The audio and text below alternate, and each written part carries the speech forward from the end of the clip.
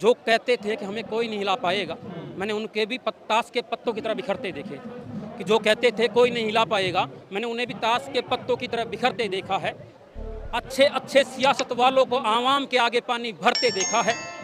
और मोदी जी सत्ता में हो तो जनता का सम्मान करो, उनकी बात सुनो। कि मोदी जी सत्ता में हो तो जनता का सम्मान करो, उनकी बात सुनो। नहीं, मैंने अच्छे अच्छे तानाशाहों के तख्त गिरते देखे। सर क्या नाम है, कहाँ से पहुँचे आप? मेरा नाम सुरेश मेहर है, मैं राजस्थान के जिला दौसा से हूँ।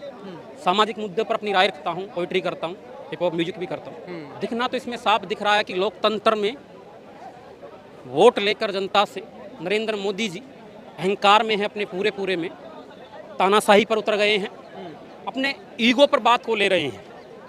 जबकि नीट पेपर लीक के कारण कई बच्चों की जान गई है, जो बेचारे अपने घर की उम्मीद थे, है ना, वो आगे जाकर सफल होते।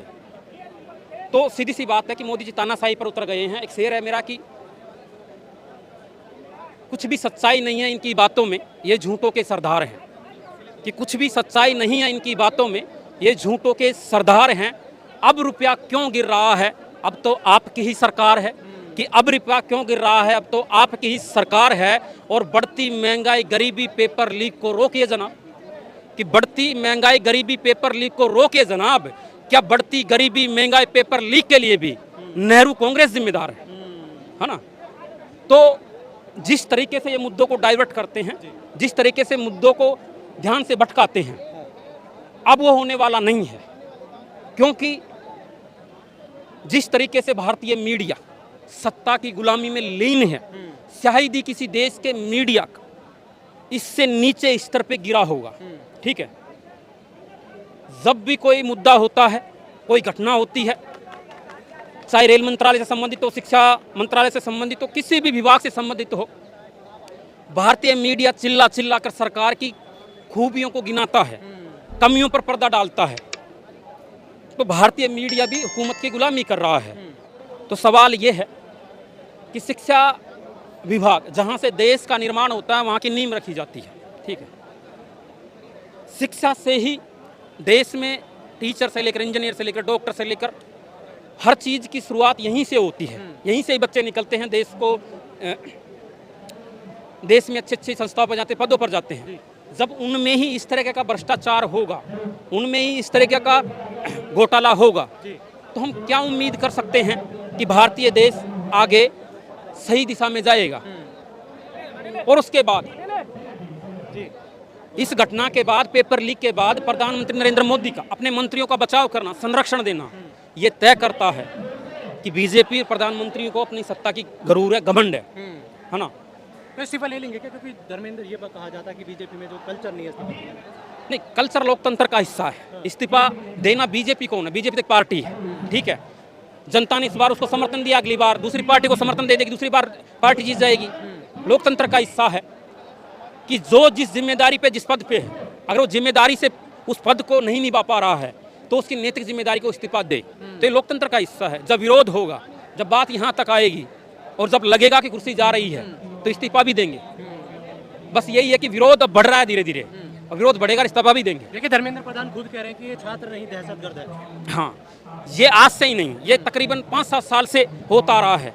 कि एक बात बताओ आप, जब भी कोई व्यक्ति देश के मुद्दों पर बोलता है, देश के लिए बोलता है, तो कुछ लोग कहते हैं कि दहशतगर्द है, ये देश विरोधी है। क्या बीजेपी देश से बड़ी है? प्रधानमंत्री मोदी संविधान से बड़े हैं? ये सरकार से ऊपर तो नहीं है ना, है तो सरकार से नीचे ही ना। तो मोदी का विरोध करना, बीजेपी का विरोध करना, सरकार का विरोध करना, दहशतगर्द कहाँ से हो गया? देश विरोधी कहाँ से हो गया? ये उनकी मेंटलिटी खराब है और इसका जवाब मिलेगा। ये जो यूथ में संदेश जा रहा है, जो जिन माओं के बच्चे गए हैं नीट पेपर के लीक के कारण, जिन बच्चों ने जान दी है, उनके माता पिता से पूछो क्या वो दहशतगर्द थे? वो देश के प्रति ईमानदार थे। और एक बात बताऊं, देश के लिए सवाल करना, सत्ता की गलत नीतियों का विरोध करना तो असली देशभक्ति है। वरना सत्ता के तलवे तो कोई भी चाट सकता है, जैसे भारतीय मीडिया चाट रहा है। सत्ता के तलवे चाटना तो आसान है, मैन सत्ता का विरोध करना जिगर चाहिए, है ना? तो धर्मेंद्र प्रधान को सत्ता का गुरूर है, अपने पद का गुरूर है, इसीलिए वो इस देश का अपमान कर रहे हैं। लोकतंत्र का अपमान कर रहे हैं, जो युवा आवाज उठा रहे हैं उनका अपमान कर रहे हैं। देखिए जो बीजेपी के राष्ट्रीय अध्यक्ष है वो कह रहे हैं ये छात्र नहीं है, वायरस है और इनका इलाज कर दिया जाएगा। वो शायद अभी कोई नया ही बनाया है, नवीन नितिन कुछ ऐसे करके ना, उनको ठीक से बोलना भी नहीं आता। ठीक है, वो एक पार्टी के राष्ट्रीय अध्यक्ष हैं, वो क्या इलाज करेंगे बीजेपी का और इनके नेताओं का? अभी आने वाले चुनाव में जनता इलाज कर देगी, ये जनता से बड़ा कोई नहीं होता है। इनको गुरूर है कि ये परमानेंट हो गए हैं, मोदी जी को ये भी गुरूर है कि वो परमानेंट हो गए हैं, अब प्रधानमंत्री की कुर्सी से उन्हें कोई उतार नहीं सकता। इतिहास पढ़िए जनाब, भारत का भी अन्य देशों का भी, अच्छे अच्छे तानाशाहों के तख्त गिरे हैं और लोकतंत्र में कभी भी तानाशाही को जगह नहीं है। जब जनता नकार देगी तो इनका भ्रम दूर हो जाएगा। देखिए अभी हमने मेरठ में देखा ललित गौतम के मामले में जो है शांतिपूर्ण ढंग से जो प्रदर्शन कर रहे थे उन पर लाठीचार्ज हुआ। ये तो छात्र नहीं है, पुलिस प्रशासन आप पर भी लाठीचार्ज कर। देखो, सत्ता के पास सब कुछ होता है,